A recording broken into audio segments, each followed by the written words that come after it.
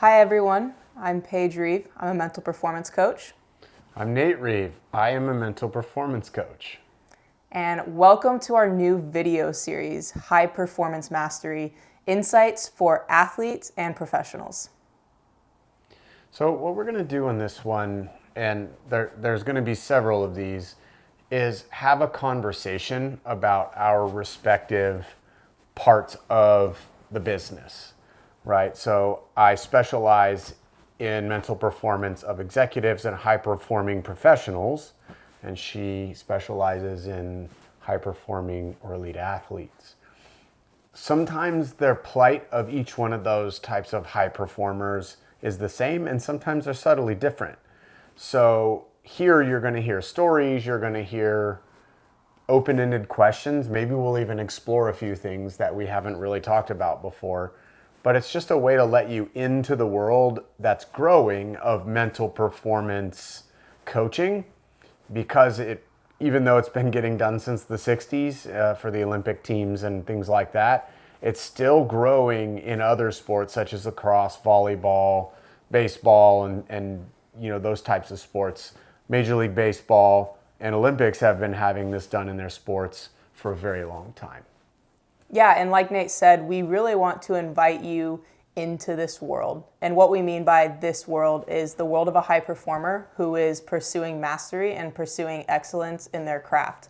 What we found in our work together is that high-performing professionals and high-performing athletes are often experiencing the same exact things because we're all human, but in different contexts. So whereas an athlete might be experiencing an issue or a mental or emotional block in a game, a business person is experiencing that exact same thing, but in a boardroom or when a major deal is about to go through. And so we thought it would be fun to just open up a discussion about that and kind of let you guys see how we work, what we do, and gain some value and insight from our experience and our clients' experience without having a one-on-one session with us.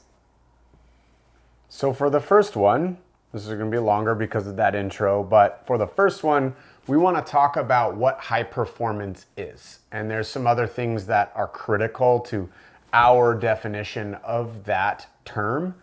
And we're going to talk about that. And what we have here is some questions we've gotten on our business or on our craft together or separate, the way that we do things.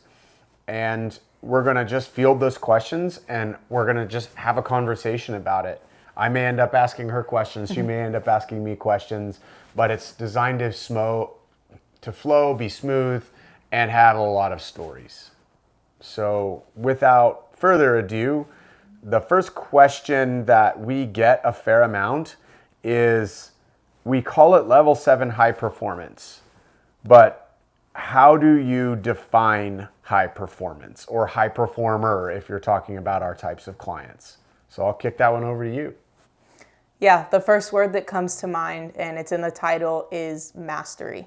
And that means pursuing excellence or mastery by finding whatever your potential is and getting to that place. We were talking about it earlier. A lot of people have great potential. We all have great potential, but so often we're living below it. And if someone is okay with being average or they're okay with working and operating below their capacity, that's okay. We're just not a great fit to work together. So we want to be working with people who are chasing the absolute best that they can be, because that's the type of people that we are. It's a passion of ours. We enjoy doing it. That's what we're living. And so we want, and we do work with people who really match that energy. What is a high performer to you? Those who are pursuing excellence in their life and in their craft. So, for example, my book of clients are often and mostly finance professionals, but I have a smattering of others, right? I have those that have done really well and now they invest their own money they've made in past deals. Some are government leaders of rather large and critical governments here around the metro area. And I have a rescue CEO, one that goes in and rescues companies that need restructuring and things like that. All very high performers in their respective craft. But the critical thing that they are actually looking for is excellence in their craft and in their life. Because one of the things that I probably stole from you is that how you do anything is how you do everything. And that's a big part of what a high performer really is. Yeah, I think if you're pursuing excellence or you're pursuing mastery, so hitting that maximum potential in one aspect of your life, let's take, a business client.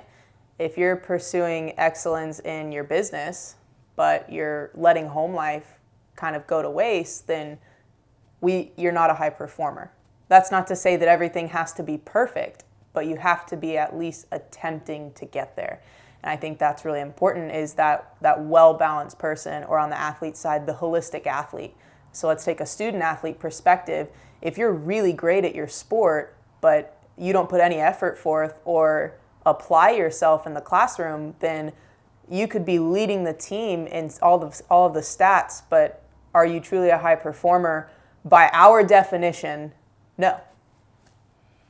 Yeah, and I was talking with an athlete not that long ago, this weekend, and we were talking about what it means to be tight in everything. So this is building on what you just said, is tight on how you throw the bat into the dugout.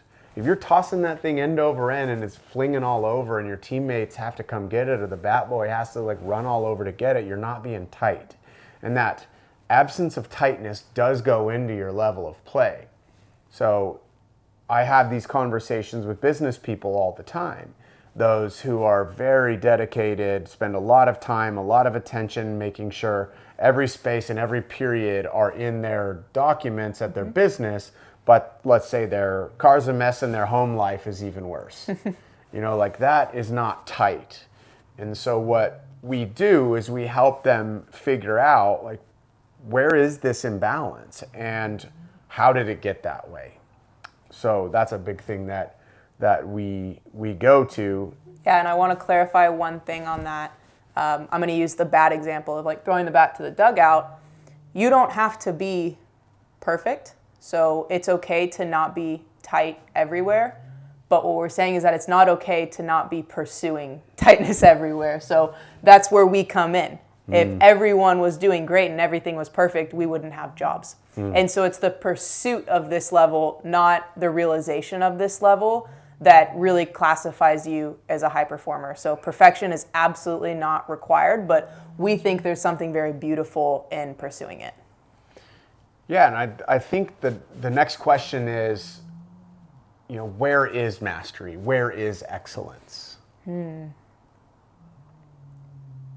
I think mastery is in the details. It's in the very small things. It's in hitting the grand slam, but it's also in walking your bat to the dugout and not throwing it so that your teammates have to come pick it up.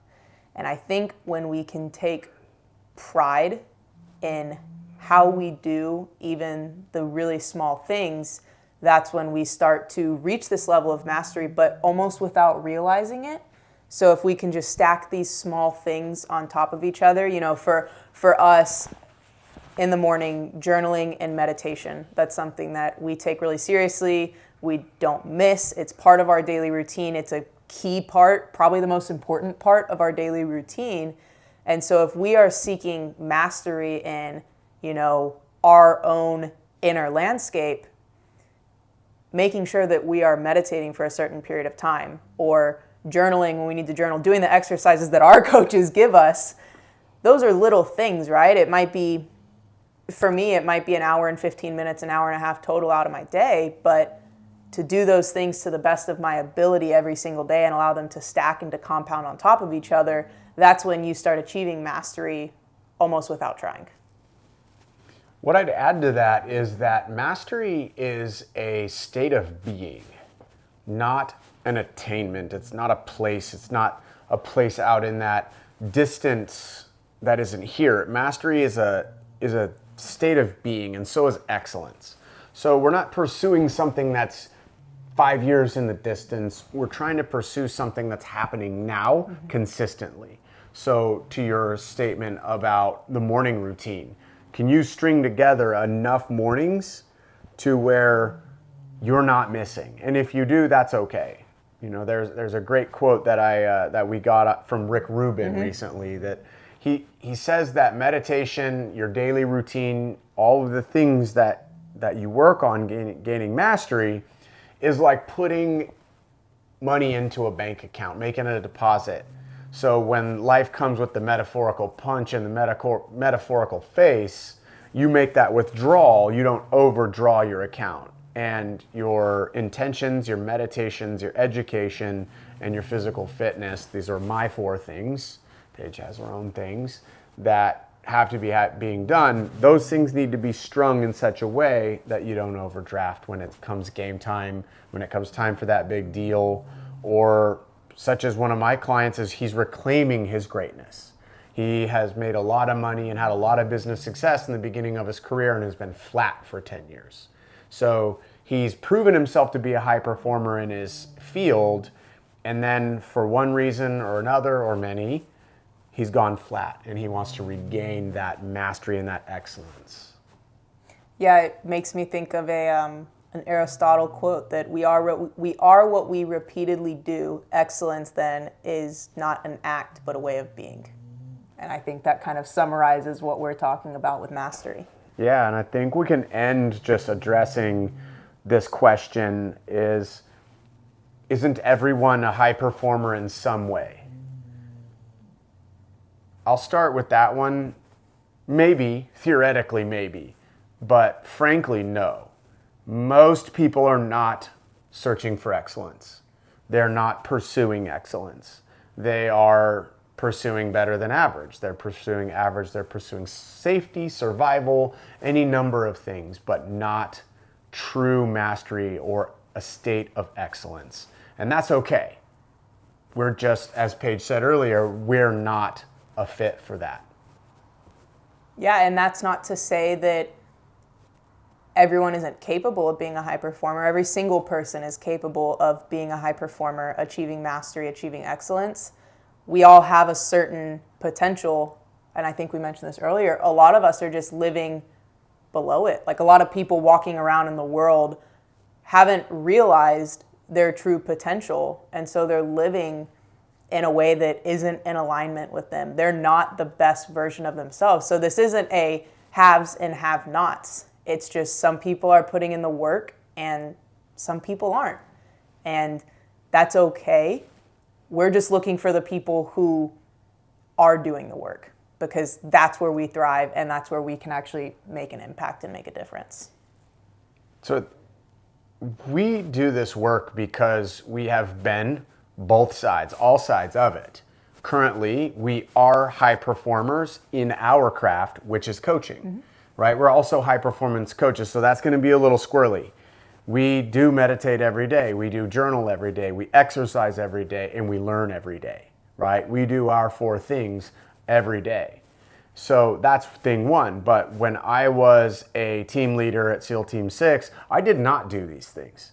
So although if you were to look at that bullet on my resume, that would say that I'm a high performer, maybe not back then on other people's definition, but on our current definition, I was not trying to attain mastery. I was trying to get by. And that doesn't make me feel awesome to look back and say, but that's how I learned this. And now that's the base I use to take my clients to the next level. Yeah, and I'll wrap us up with the reason that pursuing mastery is so important to us is because it's a more fulfilling way to live. It is a better way to live. You can achieve things that, I never thought what we're doing right now is possible. I don't know about you, but if you had told us a couple years ago that this is what we'd be doing and this is where we would be, I think we would have had no idea how we got here. And so we're on this journey too. We have coaches. We are doing the work because it is a more fulfilling way to live. It's a more meaningful way to live. And that's what we want for our clients at the end of the day. Be good, y'all. See you for the next one. Bye.